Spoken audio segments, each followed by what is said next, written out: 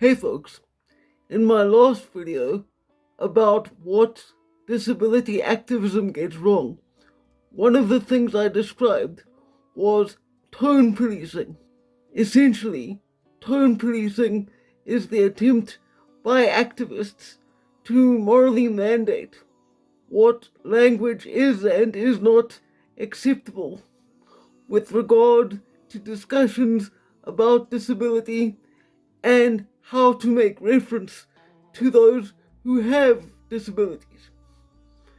This is all done, as is so often the case, under the claim that it's to protect marginalized individuals such as myself. However, in my experience, all that has done is to create a climate of fear and discomfort, which stifles communication and actually makes the situation far worse than it would otherwise be. I can't tell you how many times in my life when I've met someone new, how often I hear some variation of the phrase, "Oh, I didn't know if I could say that because I didn't want to offend you." That phrase right there, "I didn't want to offend you," is precisely why I have such disdain for activism in general. Because what it does in practice is to further cut me off from the rest of the world even more than my physical disability already does. No one is going to be able to really understand what it's like to live as a quadriplegic if they can't engage in open conversation about the realities of the condition and feel safe doing so without having to walk on eggshells or be afraid that they are going to say the wrong thing. Because, to be frank about this, I am an adult and I am perfectly capable of interpreting someone's intent when they speak to me. So, depending on the context of a situation, I know full well whether someone is trying to be offensive or insulting or not. What matters isn't so much the words they use, it is the intent with which they are used.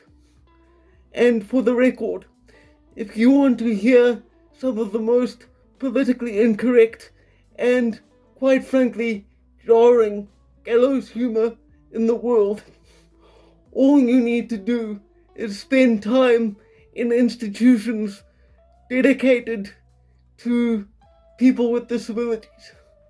Because, and this is no great revelation, but I'll repeat it anyway, when you're a quadriplegic, gallows humor is often one of the main coping mechanisms available to you to help you get through life.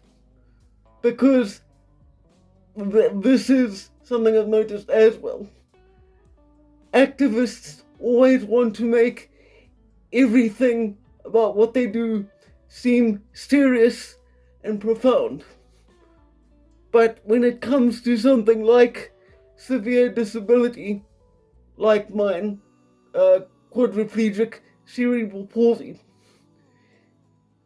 if you're serious about that all the time, and you only ever focus on how horrible it is to live like this, no human being has the mental fortitude to be in that mindset all the time.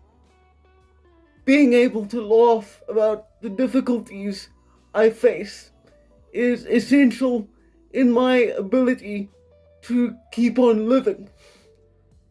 Because while the activists would like someone like me to be angry at the world and to whine about my situation endlessly, I'm not going to do that.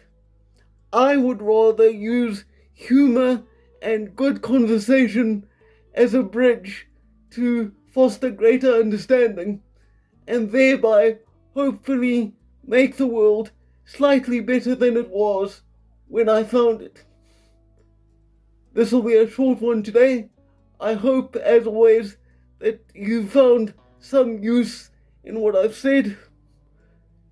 Look after yourselves, take care of each other, and for now, farewell.